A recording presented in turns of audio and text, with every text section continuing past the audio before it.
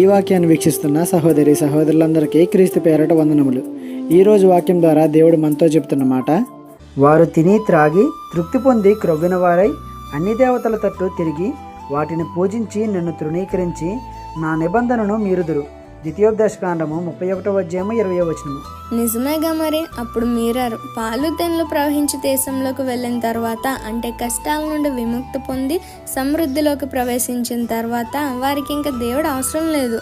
తిని త్రాగి తృప్తి పొంది క్రొవ్విన వారే అన్య దేవతల తట్టు తిరిగి వాటిని పూజించి సర్వశక్తుడైన దేవుడిని తృణీకరించి దేవుని నిబంధనను మీరిపోయారు. ఇలా చేసిన వారంతా ఆయన చేతుల్లో హతులయ్యారు. అయితే ఈనాడు నువ్వు చేసేదేంటి మరి?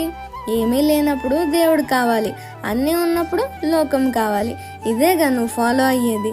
ఇలా 2 పడవల మీద ప్రయాణం ఎన్నాళ్ళు చేస్తావు? ఉంటే దేవునితోనైనా ఉండు, లేకపోతే లోకంతోనే ఊరేగు. అంతేకాని అటు ఇటు ఉంటాను అంటే మునిగిపోతావు. జాగ్రత్త. ఈ చిన్న సువార్త పరిచర్యలో మీ సహోదరులు. God bless you. ఆమేన్.